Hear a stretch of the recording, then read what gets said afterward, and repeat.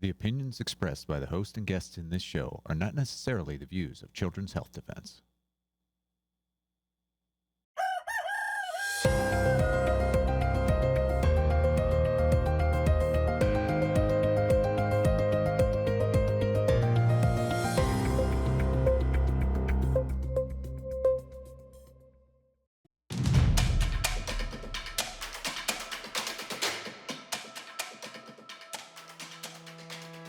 Polly wanted me to talk about the vaccine, and so here we're going to do that. And we hear about, oh, I'm going to go get my meningitis vaccine. Well, guess what? I got news for you. There's no such thing as a meningitis vaccine. The current meningococcal vaccines do not prevent against other forms of meningitis, like if it comes from a virus, which is actually the majority of cases, usually non-fatal when this happens, but it's usually non-fatal with bacteria as well. All bacterial causes of meningitis. It only this Bexsero vaccine only maybe give you some protection against the meningococcus B, and it won't protect you against even all serogroups of that necessarily. So just to say, there is no universal meningitis vaccine. We have to talk about the components in this vaccine in Bexsero. It's the most used meningococcus vaccine. It contains the 4 antigens that I showed you earlier, and it's highly reactogenic, obviously, but one 0.5 ml dose contains 1.5 milligram of aluminum hydroxide, which translates into 0.519 milligram of aluminum hydroxide. And there was a study done by, I believe it was Dr. Chris Shaw back in 2009 that showed that in these vaccine relevant concentrations that there are neurologic effects that happen, and it's an actual neurotoxin. So if you want to look at this, that they're giving babies 2 to 3 of these, and they're giving young adults 2 to 3 of these, in addition to the entire other vaccine schedule. The dose of aluminum it's just over the top, and you'll get these arguments from people that say, oh yeah, but breast milk has aluminum and formula has aluminum, and lots of things have aluminum. We're eating way more than we're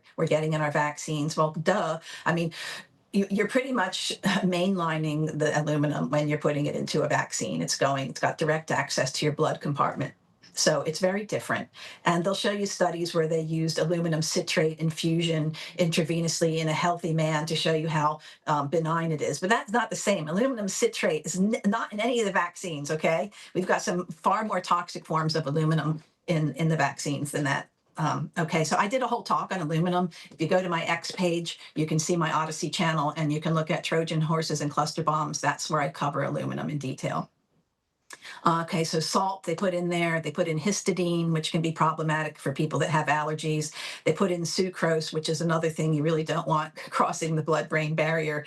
And there's a kanamycin, which is an antibiotic, which has to be used because the likelihood of bacterial contamination in vaccine production. So this concoction, look, it's not going to move the native environment towards balance and health, no matter how you look at it. And even if it prevents a few cases of meningococcal meningitis and otherwise sick people who can't deal with it on their own, it's an oxidative stress bomb, okay? You better have a lot of electrons on hand to deal with this problem when it happens.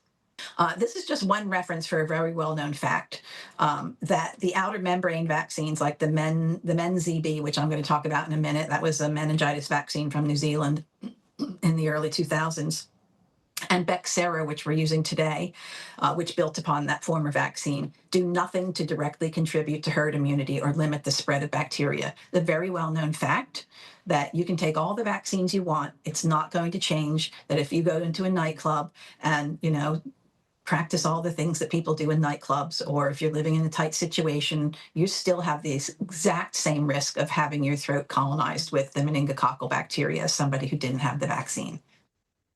It's not controversial. There's your reference for it. All right, we're going to switch gears here a little bit because I want to talk about some of the trials that were used before they licensed the vaccine. The infant trials for Bexsero here and other vaccines. So what they used for the infant trial to license Bexsero, the placebo that they used was the entire other vaccine schedule. The only difference between the two groups was that one of them got Bexsero and the other group just got all the infant vaccines. So how's that? So there was no saline placebo. There was no inert substance used as a placebo. There was no isolation. Let's just give Bexsero versus saline, or just give Bexsero versus an aluminum injection. There was none of that. So this is how they did it in order to get this passed for licensing. Okay, Suzanne, next slide. So I just need to just go back on that a second. So basically, you're saying that the babies who got the trial meningitis vaccine, they got one shot, and the other babies got all of that on the screen? No, they all got all of it. Okay. Oh, they all So got all of it. basically, according to this, the routine vaccine, the control group received only the routine infant vaccines. Okay. So they would have received all of the vaccines that were given to infants. And the experimental group would have got all the infant vaccines as well, but they added Bexsero on top of it and just looked at the differences between the groups. That's crazy. Okay, sorry, carry on. That's ridiculous. It's totally crazy. No, it's so crazy, and it's done so often that it's become accepted, and then people like you and I are gaslit. And I think somebody who explains this really well is Aaron Seary, who wrote the book called Vaccines Amen, and he really dug into this whole placebo deal. And it's I mean, if it wasn't so deadly, it would be hilarious. But it is not. It's not hilarious unless you've been black-pilled like I have. But yeah, that's the fact. Do we know how many babies died? I mean, I would imagine loads of them died. Well, they keep telling us that nobody ever dies from getting vaccines, and if they do, and we're going to get into that in a minute. They're going to die anyway. Everyone's going to die if you don't get vaccinated. This is the package insert for Bexsero. And it says that it's approved for 10 to 25-year-olds, but then it tells us the dose to give babies. So remember that no approval was done for babies in the USA because in the USA, the vaccine isn't given to babies. The approval was only given to 10 to 25-year-olds. And in UK, they give it to babies. And they give it to babies based on the studies that were done in the 10 to 25-year-olds, and they did a little bit of research in the babies as well. And that's the placebo control that I just showed you. And all pre-licensing was done not looking at who develops meningitis or who gets colonized, because we know that's bogus and won't make a difference at all. But what they look at is the serology, meaning they just look at the antibody levels. And this is going to be important in a minute because I'm going to talk about this meningitis B vaccine from New Zealand and that crazy thing that was the foundation for all these other vaccines. They don't look at real world decreases in infection or death. They look at that afterwards, and they use a curve that's already going down. And then they bring the vaccine in and go, oh, look at how the rates have gone down. Well, they were already going down. So pre-licensing studies are nearly uniformly, this is another important point. If you were to go to clinicaltrials.gov or one of those websites and look up the pre-licensing trials that are done, and you look at the exclusion criteria, they pick the cream of the crop, most healthy people possible in order to put them into the trials. So if you have any chronic diseases, upper respiratory, maybe prematurity, those people are excluded from the trials. And later on, they are added into who gets the vaccine. And then post-marketing, post-licensure, they'll start to look at the effects in those people. If you're lucky, they will anyway. So they always test it on people who have really good background health. So let's take a look at the origins of the meningitis B vaccine that I promised you that I would do. And this issue I'm about to discuss is worthy of an entire talk in and of itself. And if anyone's interested, I could flesh this out and show it to you because it's a really great example of how bad science is propagated and self-propagated and supported by industry and corruption within the governments, and that when good doctors and people come forward and try to expose the crimes that were done or the illegitimacy of a vaccine with actual real numbers, that they are just gaslit, pushed off to the sidelines, and told by the powers that be that, yes, while what you're saying is true, here's the bigger picture and here's why you're wrong. Well, they weren't wrong, and I'm going to get into that now. New Zealand experienced a prolonged epidemic of meningococcal group B disease starting in 1991, and it was driven by a specific strain. It hit young people the hardest, especially infants, children under 5, and Maori and Pacific communities with high rates of severe illness, amputations, neurologic damage, and death. And you have to realize something else, is that when any epidemic or outbreak starts, there's going to be high morbidity and mortality, big problems, because it's new in the population. That's one reason, and that there's not pre-existing immunity towards it. But the bigger reason is that the medical community is a bit taken on the back of the heel by it, and they're not ready for it. They don't know what's going on. The same thing happened with COVID. So it happens over and over. Same thing happens with measles when in new outbreaks, that doctors don't cotton onto it right away. They don't start thinking of it in their differential diagnosis, and therefore it's not treated. So the adverse outcomes are going to be worse in the beginning of an epidemic. So you're naturally usually going to see a decrease in the curve of death or the case fatality ratio.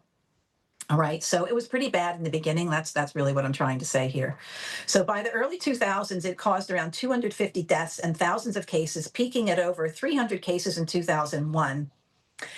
So a strain-specific vaccine called MenZB, if you're from New Zealand, it's MenZ, they don't say Z, they say Z. So I'll say MenZB for you Americans. It's an outer membrane vesicle vaccine, just like Bexsero. It was developed in partnership with a company called Chiron that was later taken over by Novartis and the Norwegian Institute of Public Health. And it was a tailor-made vaccine that swapped the outer membrane from an existing vaccine from Norway to match the New Zealand's dominant epidemic strain. And the vaccine was fast-tracked for approval and rolled out as a major public health response. And in the end, 80% of the under 20-year-olds were vaccinated, and 4 doses was the recommendation, okay? And in England, your JCVI's only recommending 3 doses. And you know who wrote a really good article on this is Dr. Ahmed Malik, Doc Malik, who did a really good article on it. You have to subscribe, I think, to get the article, but he really goes into the JCVI and the licensing and what they looked at cost analysis, cost benefit ratios. And that's one of the reasons they decided to only give 3 doses rather than 4. But in New Zealand, babies got 4 because it was such an ineffective vaccine. And if you're interested in how badly a government can deceive its citizens, I'm referring you to the series of articles written by Barbara Sumner Burston and Ron Law. And they claimed with tons of evidence, okay, that they got through Freedom of Information Acts. I mean, these people, they're just so much integrity and so much knowledge. And thank God, I say thank God for people like this who put the little cracks in the glass. Because without these 2 people, I wouldn't be able to tell you any of this today. So please keep these articles circulating. They are on Scoop right now. You can go and get them. There's a link to them. There's, I think, a total of 3 of them. And they claimed with all this evidence that the New Zealand government, the Ministry of Health, the advisors, scientists, and vaccine manufacturer Chiron Corporation misled the public and manipulated the process for a vaccine rollout costing over $250 million in early 2000s, okay? So first off, the meningitis B vaccine in New Zealand was approved under a loophole in the Medicines Act that allows for restricted use of experimental drugs in a limited number of patients. That's some loophole when you consider that there were a huge amount of these vaccines given. There was about 1 million people that took the jab. So again, you have to wonder, a loophole that is designed for a small amount of patients and then later applied to 1 million people. So that's how they got away with not studying this properly. The threat was exaggerated. The disease cases and deaths were already declining significantly. Like, where have we heard that before? Before the vaccine was even introduced. The vaccine wasn't specifically developed for New Zealand by Chiron, as claimed by the health minister. Her name was Annette King at the time. The vaccine was approved and rolled out without completed efficacy data. The Medicines Adverse Reactions Committee, MAAC, expressed serious concerns about the limited effectiveness data, the lack of compelling evidence, and manufacturing issues, yet approval was granted the very next day. This is all relevant to our discussion of the Kent situation, right? Because the Bexsero vaccine licensing and approval piggybacked a lot of the data from the New Zealand MenZB vaccine, which was riddled with questions. It was riddled with corruption and data showing that the jab wasn't needed, that it didn't help, and that, I'll save this for last. Take a look at this. Okay. I also want you to know that the placebos for this trial was another meningitis vaccine, you know, with the little bit of research that was done on it, not an inert substance. But I want you to look at this graph here. Note how the case fatality rate before the MenZB vaccine, shown in the blue, that's the blue line there, it was already trending down, right? Look at that. And then, boom, in 2004, when the vaccine campaign is in full swing, which is shown in the red line that's going up, this case fatality rate sharply rose. All right? So you've got fewer people dying that have the disease, and then they bring in a vaccine that's supposed to save everyone, and more people start dying that had the vaccine. And so see the pink line there? So the pink line represents the vaccine uptake. Okay, so you can see, of course, there wasn't a vaccine in the early years, then they start implementing it. And as the vaccine uptake goes up, so does the case fatality rate. I want to show you the next slide because this is the exact same data plotted out, but it shows you the blue line that's followed all the way down, even after the vaccine was implemented. And I put that vertical red line in there so you could see when the vaccine came in. And you can see that the cases were declining and just continued their decline even after the vaccine came in. And it's not like they declined at a faster rate. It looks to me like the slope of the curve is pretty much exactly the same. But look at this. Look at the death. The death is plotted out in green there. And you can see that once the vaccine came on the scene, the death rate was low, and then it started to climb again. So I guess that's just another crazy coincidence, or is it? I'll get into that. So the vaccine was introduced around July 2004. And what I want to show you here is that from 2006, 2007, and until July 2008, there were a total of 12 meningococcal deaths, and every last one of them occurred in vaccinated children. Not a single one of these deaths occurred in the non-vaccinated group. When you do a search today, if you use AI engines or if you look at the Ministry of Health and what they had to say about all this, you'll be told on all these published responses to Ron Law that while what he said is technically true in those meningococcal gold rush articles, and he was pointing out this 12 death situation, that there were so many vaccinated people in the population that one can't compare the vaccinated with the non-vaccinated, right? To summarize, there were 820,000 children vaccinated and 180,000 not vaccinated. Now remember that they were receiving 3 vaccines, right?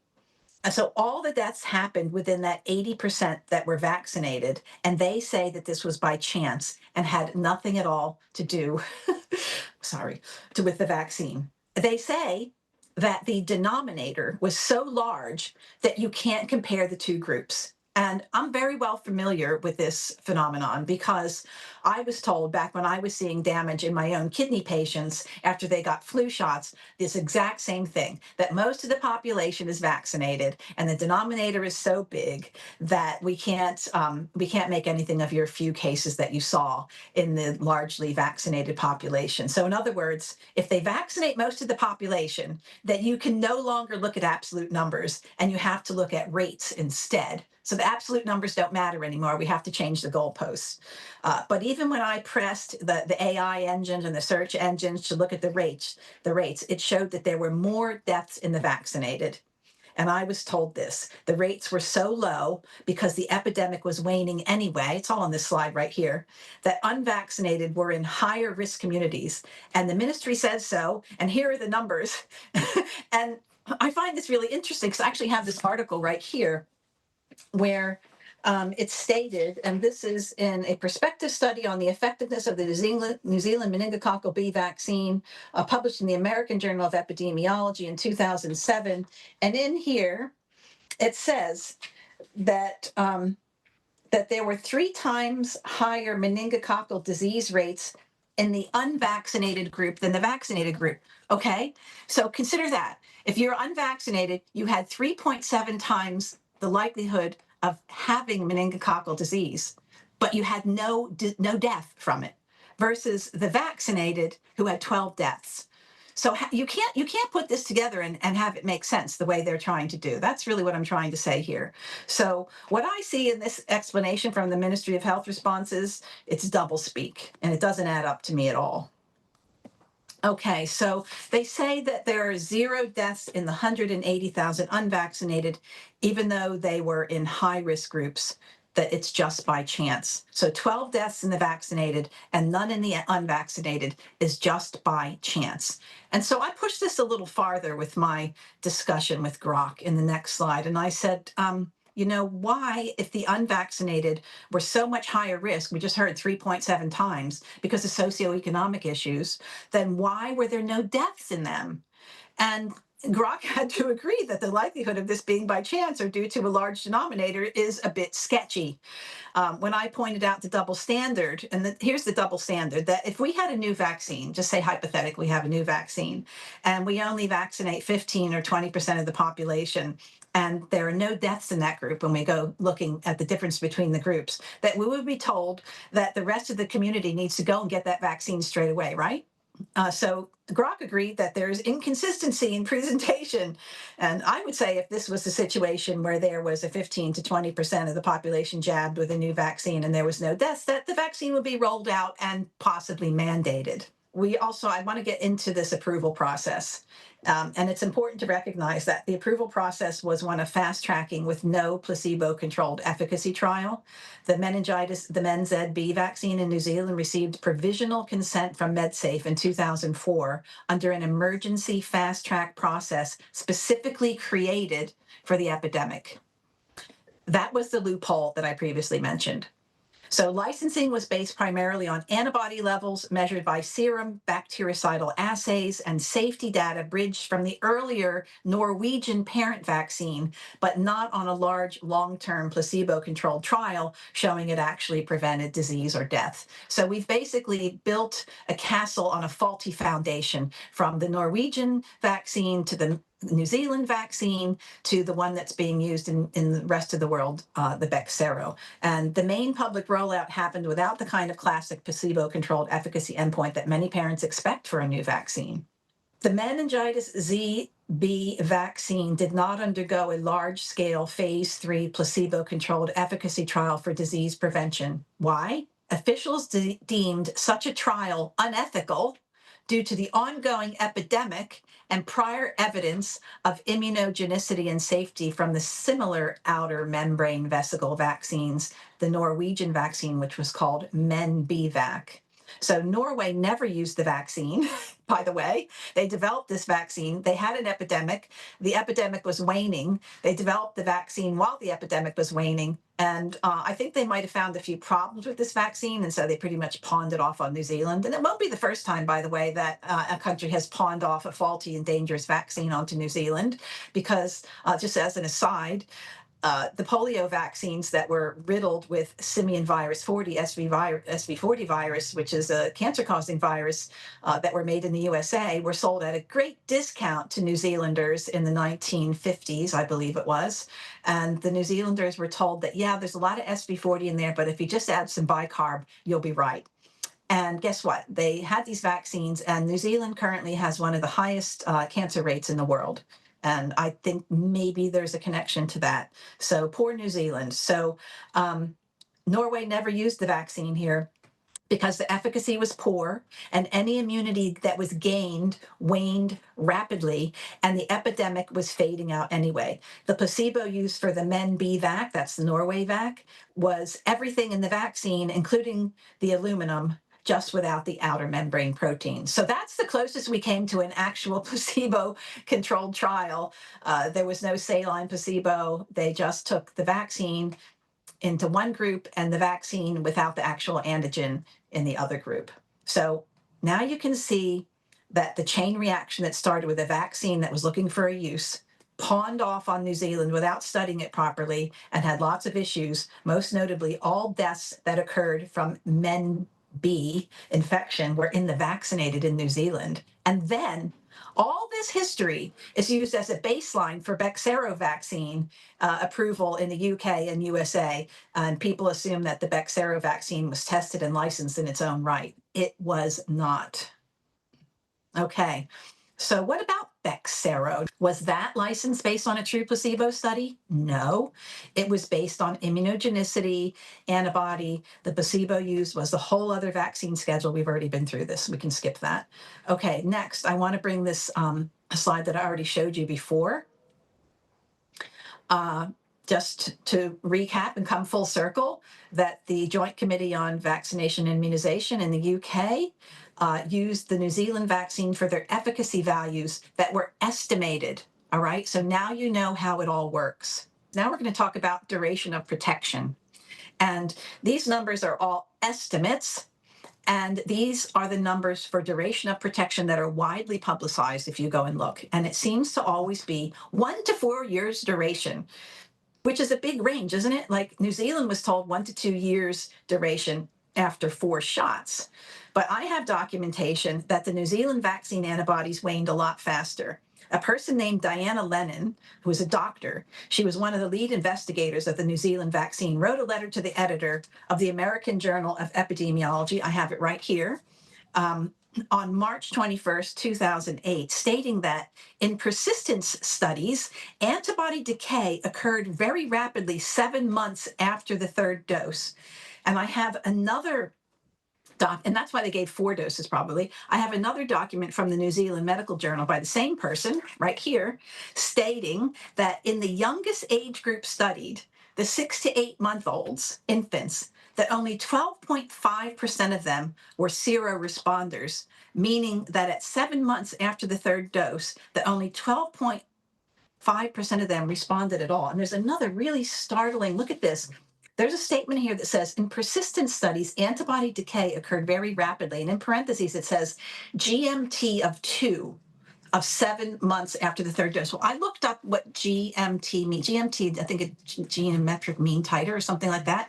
But a GMT of 2 is pretty much a non-response. It means you have no immunity whatsoever. It doesn't mean you got a little bit of immunity. It's really, really super low. Like you want it to be a lot higher than that if you want to assume that you have protection. So they can say all they want here that the duration of protection is 1 to 2 years or 1 to 4 years after 4 shots or after 3 shots. But this is not what the data shows. This is not, and this Diana Lennon, she's dead now. We can't talk to her anymore. She died pretty young. I don't know what the circumstance was. But this is a big range that they're using. It's not an accurate reflection of each individual group that the vaccine is used on. And it just shows you more of the, the cover-ups and that were used to prop this vaccine up as safe and effective and propagate it so that it could be recycled and reused in different parts of the world. I've talked about all the downsides of these outer membrane vesicle vaccines and the lack of efficacy and lack of safety. But, don't worry about any of that, people, because we won't have to put up with these sketchy, short-lived immune stimulation OMV vaccines like Bexsero for a lot longer, because they're likely going to be pushed out of the market as soon as the mRNA vaccine is released, which shouldn't be that far off. As you can see here, there's a self-amplifying mRNA vaccine targeting the meningitis B bacteria. mRNA with viral vectors will likely become available to rapidly address future outbreaks. So this is basically, we're saying, just like we did with mRNA COVID shots, that now we can, it's like fast food, fast vaccines. We can fast track a vaccine against an epidemic strain within maybe 2 to 4 weeks. It's just like Lego pieces. You just stick in the antigen that you want, and it can self-amplify inside the person. So vaccines on demand without all that production complexity that the old vaccines have. Aren't we lucky?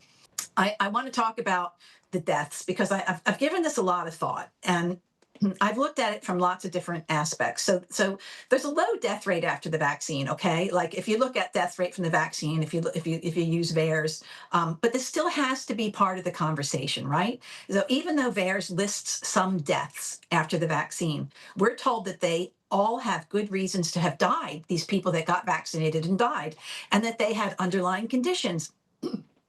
And at the bottom in red, and that after final reviews by the experts, from the FDA, the CDC, MHRA, and independent studies consistently concluded that none were causally related to the vaccine. Well, we can be comforted by that, can't we? But when we try to make a case for a death after an injection, possibly being due to an underlying cause. We are told, like in the measles death, that if the person had got a shot, they would not have got the measles and they would not have died from a secondary infection or an underlying condition, which isn't true at all. But if we try to make a case for a vaccine being the cause of death, we are told that the underlying conditions were the cause, not the jab, and that the VAERS is a passive reporting system. It's not reliable. It doesn't really matter at all. I don't even know why they created VAERS, to be quite frank, because nobody's allowed to take it seriously because of this. So again, it's more doublespeak in terms of vaccines. The way I see it, there's very low numbers of official death reports after vaccination and for death after an encounter with bacteria, for both, right? So there's no direct comparison. Remember, you have to first get colonized with a bacteria, because this is an apples to oranges that we're looking at in this slide right here, even though I look to try to compare. So in order to get meningitis from this bacteria, you have to get colonized first, right, in your throat. And then you have to have invasion of your throat in through the mucous membranes that has to then get into the bloodstream. And then you have to not get antibiotics in time. Then it has to get into your brain in order for you to die from it. I thought about this, and I thought about what would a good apples to apples comparison be. And in order to level the playing field, what we really should be comparing is people who have been colonized by the bacteria, in other words, had an encounter with the bacteria, versus people who have had an injection against the bacteria. And we look at it this way, the death rate for both of them is essentially zero because of such large numbers getting colonized and such large numbers getting vaccinated, with very low numbers of death either way. So if you want to go and get a vaccine that may or may not protect you, that didn't have proper efficacy studies, that's loaded with aluminum, that is going to wane really quickly because you or your teenager can't build core health to deal with all potentially invasive microbes, be my guest. Like, I'm into freedom of choice, right?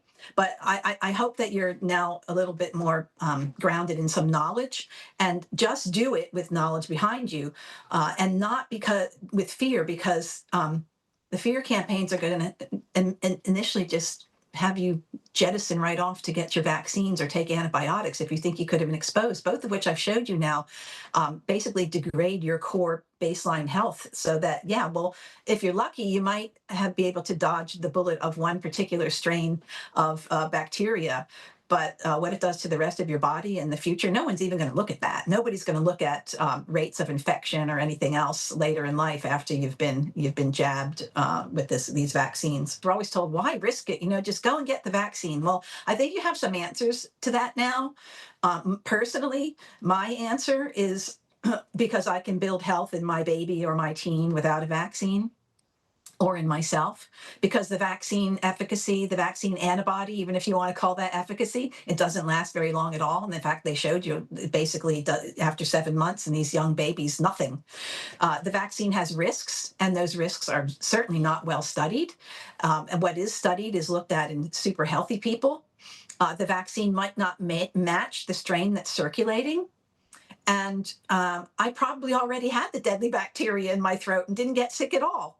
And I'm lucky. I still have my tonsils, so I know it's a problem, and people who don't have tonsils might be concerned right now. But what you have to realize is if you have had a tonsillectomy, that you still have immune globulins, you still have your T cells, you still have killer T cells, you still have an immune system in your blood, you still have the ability to bring all kinds of health and antioxidants into your system, and you better be doing that, because it's not just about meningitis. You've lost the gatekeepers inside of your throat, and maybe it was for good reason, but nonetheless, you need to be kind of proactive and thoughtful about how to protect yourself moving into the future, because you don't have that organ anymore.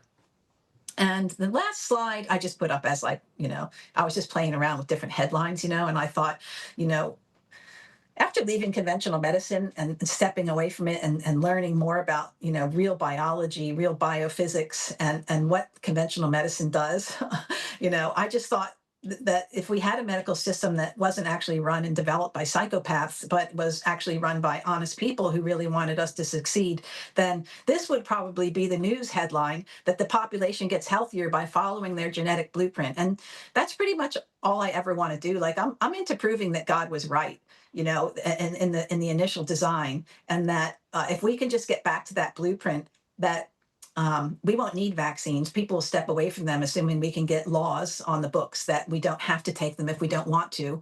And these vaccine companies will have to start having bake sales because we won't be giving them our tax dollars anymore. And with that, I end. Thank you. Suzanne, it's absolutely amazing. Couple of things. I can't get over, and correct me if I'm wrong, no safety studies on Bexsero for the kids younger than 10, yet they give it to our babies. Yeah, so they showed efficacy studies. So they showed that there are antibodies that are made in response to the vaccine, and they followed some of the children out 7 days. They say that they followed all of them out 7 days for the side effects, but up to some of them were up to 30 days, and a smaller amount of them would have been followed up longer. But we know what happens with these follow-ups, Polly. Just remember the polio vaccine campaign where these kids were given these vaccines, and if they developed paralysis and even in any part of their body, they were subject to such thorough examinations that they weeded out most of them. And in court cases, even with the best witnesses and the best scientists, they were never paid out because everything's stacked against them in the end. So we know that. We know that from traveling on the bus, that no matter what kind of safety studies were done, when a vaccine injury happens to you, you're essentially on your own, left to fight against a vaccine court that's a monkey court that is extremely stressful and almost never gives out anything.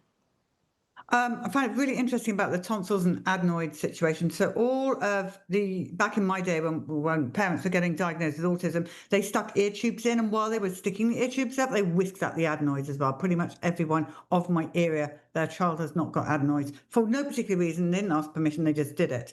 So that was fascinating. So basically, don't listen to mainstream media. Don't vaccinate as the unvaccinated are healthy. Go outside with no shoes. Eat well. Go in the sun. Don't have your tonsils or adenoids out or any unnecessary surgeries. Take vitamin C. No such thing as a meningitis vaccine as you think it is. There's no true placebos, and the safety studies are ridiculous. There's no safety in child and the younger than 10 years old. You just put that right. Every homeschooler needs to see this show. This is it. We're handing it to you on a plate. Every homeschool, I would say around 13 years old, unvaccinated bright kid should be watching this show. This is the best biology lesson you're going to ever get.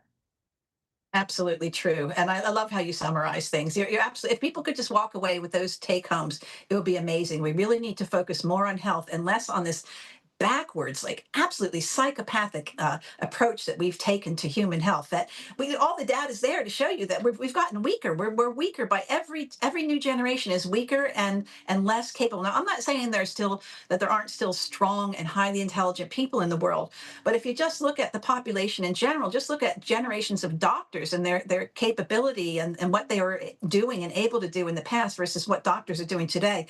Like I actually, my motivation to maintain my core baseline health is that I never want to be at the hands of these young doctors today who, are a product not just of the Rockefeller system, but of a really dumbed down Rockefeller system where. And they're disdainful as well. I just don't want to ever be trapped in that system. I think I would pretty much do anything I could to not end up there. Yeah, and for those still saying, well, in England, 2 people died, or that we don't have the underlying conditions, we have no idea what happened as we find out with all of these things.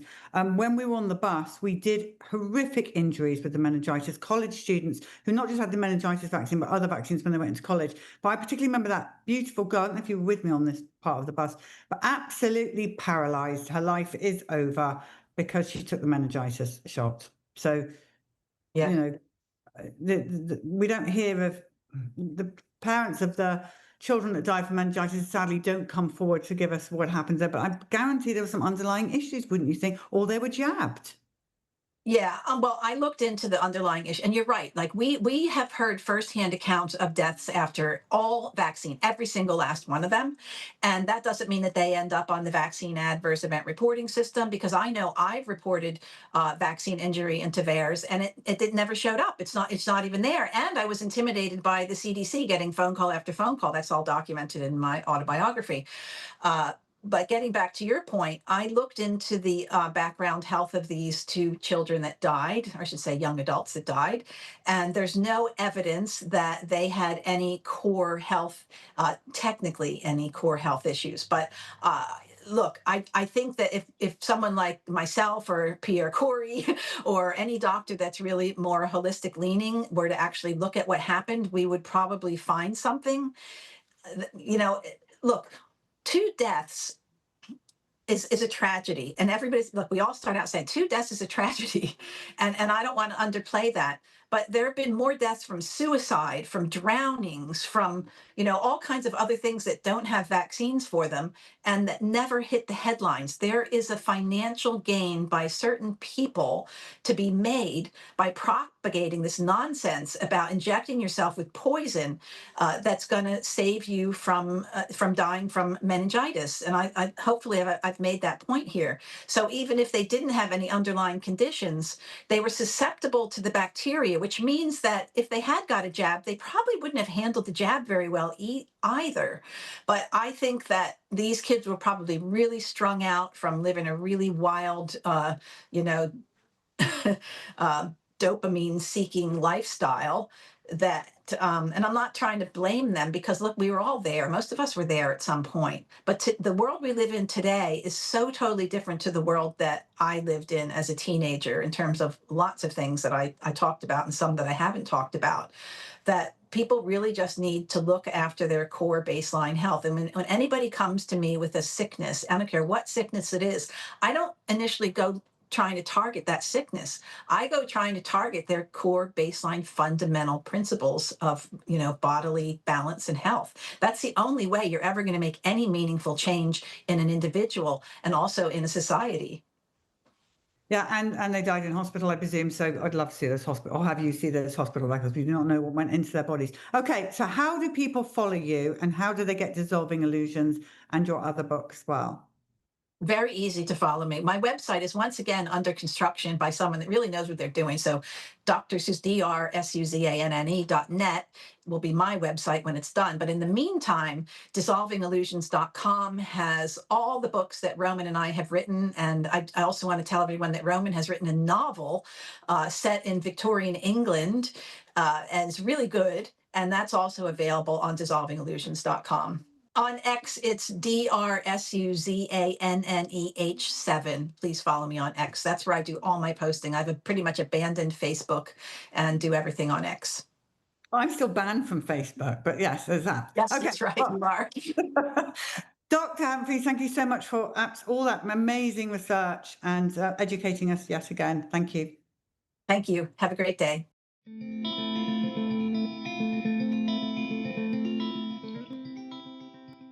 If you can tell everyone your name, please. Lisa Kaiser. All right, Lisa. And this is about your daughter, Brianna Kaiser. And how old is Brianna today? She's 17. 17, yeah. Okay. So take us right back and tell us what happened. Okay. We went for her 15th month well check, and she got her vaccines that were required.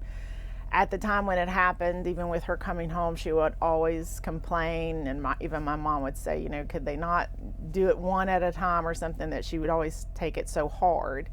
And even then, my mom even wondered with her belly being swollen because she had like a pear shape about her. And we kind of just let that go until we actually looked at Brianna about 2 weeks later. We noticed that she was yellow, and then when she was actually eating some cold slaw, I noticed that her eyes were yellow. So then we how old is she at this point? She's 21 months old, yeah, 21 months old. And so then I call her pediatrician and tell him, because it was on a Sunday, and I call him and tell him that, I've noticed my daughter's eyes are yellow, and to really look at her, she's yellow because she's actually a redhead, to notice that she had, a darkish complexion toward her. And so he then begins to tell us to go to Women's and Children to get some lab work done. And so we go there, and so it's hard on a little 21-month-old to try to get lab work. He gets the results. He then sends us the very next day to another hospital, and then he gets those lab results, and he can't believe the numbers. And then he sends us the third day to another hospital because he still cannot believe the lab results that are coming out, because with him asking us, was she lethargic, is she acting sick, and we're like, no. And the results that were coming out, I guess, to show that her liver numbers was so highly elevated into the thousands, when he would see her, he just could not believe that she was to herself, I guess by looking at the numbers. And so this is on a Thursday that we're there, because 3 days in a row we went to 3 different hospitals. So by Thursday then, he automatically sends us from West Virginia to Cincinnati Hospital, and he said that they will tell you what's wrong with your daughter. So we go there on Thursday. By Saturday, then they do a biopsy on her liver, and we're already scared at that point because, they're trying to tell us this biopsy is going to tell us the miracle name of what's wrong with my daughter. And before that even happens, they're coming in the room asking us, how is she acting? Is she okay? She wasn't waking up and stuff. So they're literally telling us we have to force her to wake up. So us not knowing exactly with the liver how it actually is supposed to expel things, she was holding in the medication that put her under, and we were trying to wake her up.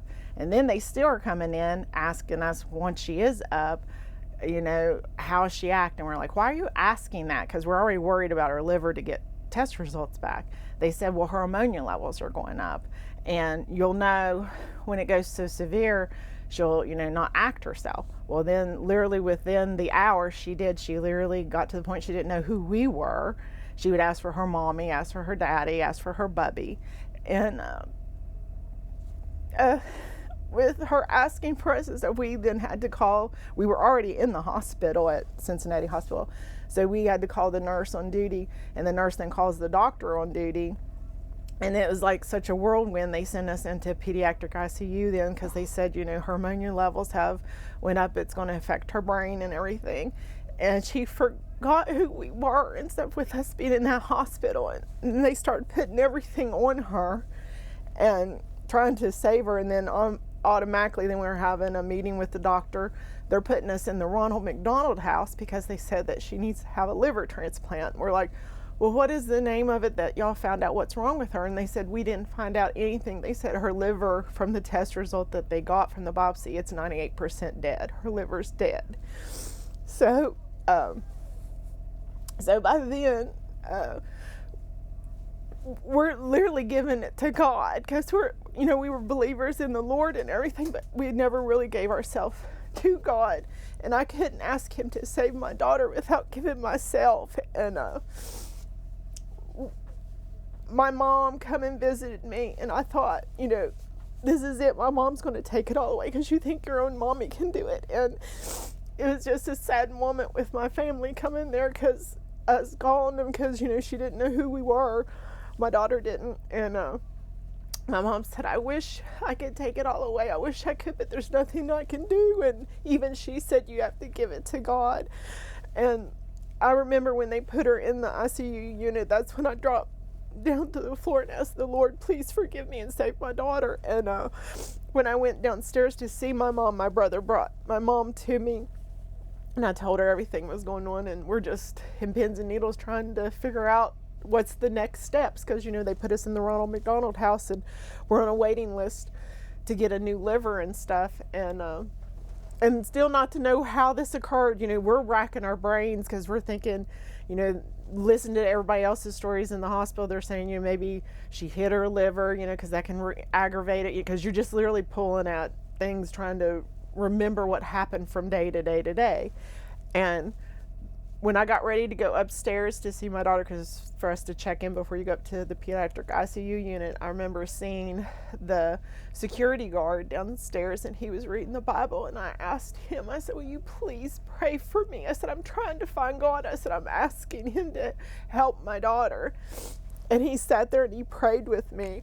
And I know that when I went back up to the pediatric ICU unit, it seemed like everything changed, like a weight got lifted. And when we went into the room, she knew who we were. She was coming to herself, and each day got better, and a miracle was happening, and we didn't know that a miracle was happening. And we got to go back to the step-down unit. We were no longer in the pediatric ICU unit. And, you're used to them coming around, taking blood work, telling us what her AST and ALT numbers are and everything.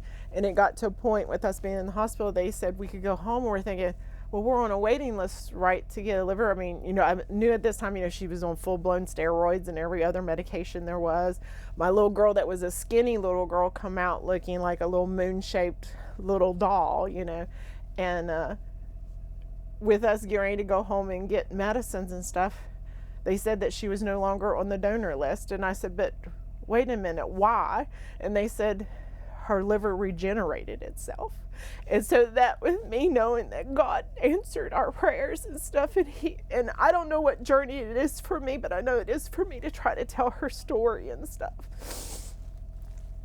How is she today? How is everything? She's doing good. She's thriving. She's in welding class this year with school, and just sky's the limit for her. Yeah. From then on, it was just absolutely fine. Yes. Now, how did you find out it was the vaccine? With us going back to the pediatrician's office, and in him being such a Christian man, even it opened his eyes and stuff, and he no longer is a medical doctor here in this state. He's in Florida now and stuff. But yeah, he literally just said, that when we walked in the door and him to see her, to know that, her liver regenerated itself, he told us, to go home and light our candles. He said, because the Lord answered your prayer. He said, it is a miracle she is alive. He said it is a miracle. And he was so afraid if we would have took her to the hospital here that she would not have lived, because no one would have figured out what was wrong with her and stuff, But he said it was a Hep B. Yes, the hepatitis B shot. So that's what the medical term they gave us, that she has autoimmune hepatitis liver disease. That's what they named it for us, And so did she ever have another vaccination after that? No, we're they done. would not allow her to do it. She got exempt from them. Yeah. But then, like I said, that with us, it was a long journey for us to know with medicines and how things affect her. I then, was on a crusade to just thinking at the time, because, mind you, this is 2014 when it happened to her. When she's 8 years old, I'm still trying to search the internet out, because it's more useful. You can now pick up your phone and try to search things out. And then that's when I found Denise Auden, that she was saying that she healed her daughter who had liver problems.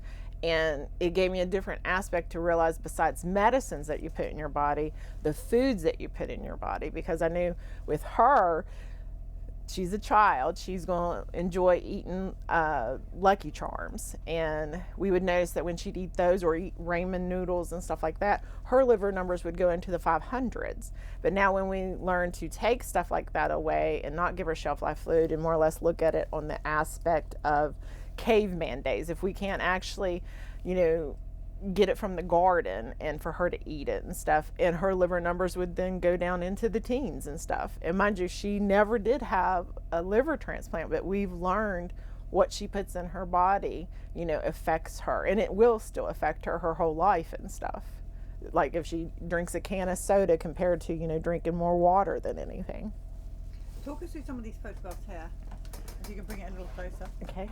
Right, what's this? Yeah, this was when we literally found out that she was sick, and she still was, able to walk around. This was us in the doctor's office at Cincinnati Hospital, and that's why I said this was us that evening, to see how kind of discolored she is, and very yellow looking and so skinny that little bracelets would go onto her arm. And if you see kind of down here, her face is getting moon shaped and stuff by then. Well, this is when we'd bring her home. You can see the difference. This was when she went into the hospital, and this is just a month's time later, of how it made her have a unibrow with all the steroids and stuff. But everything that they put on her, when she come back to know that her arm had the IVs in her, she would then hold, let's see where it is, that she would adapt to hold, she would hold her foot down to try to collar and everything. And that's where they've done the liver biopsy. She had that there. But yeah, this was when she was in pediatric ICU, and not to know who we were. And like I said, that once she got better and us to realize the Lord blessed her, and we would get 4-hour passes to leave the hospital and stuff, and we would take her to the local zoo that they had, her and her daddy and stuff like that. So, and this is the lady that we found to help me learn about supplements, giving her supplements and everything to help her liver and stuff, to make her thrive. What an incredible story. Yeah. Is there anything else you want to tell the people about this story? I guess just, that even I thought I was doing the right things. You get talked into to not challenge and stuff like that, but I guess if you put it in the Lord's hands, and that's kind of how we did it. I believe the Lord brought me through a journey to make me find the right people and stuff, to educate myself and stuff. And I know that it even changes things, where I have a son who, well, when it happened to her, he's older than her. I would not let him get any vaccines. That it literally affected me to think I have to question why. And I think the good Lord put us in here on this earth. And that, not to doubt that, some medicines are supposed to help people and stuff, but, it educated me on him, for him to go all the way through school and not to have a vaccine and stuff. So that I literally thought to be a protector then, that I just wasn't going to just say, okay, yeah, let's do that. And my husband would hate, though, to take him to his doctor's appointments, because they would try to bully him, and then he'd be calling me saying that they're saying he's like 6 vaccines behind and stuff. And I said, well, we're not getting them though, I said, he's fine, he's healthy. We're just in there for a well check, and the well check is that he's healthy. He don't have any ear infections. He's not congested, never had a cold. So I said, no, we're fine. So, yeah. Well, thank you for telling us so quickly she's okay. She's actually sitting behind us right now. Yeah, I know. Doesn't want to film challenge. She does. Picture of health. Yeah, she does it. She's here with me, though. She's supporting me. That's Yeah. That's right. Well, thank you very much. You're welcome. This and all CHD TV programming is made possible by generous support from viewers like you. Please consider making a contribution today to keep our programming going strong. Thank you.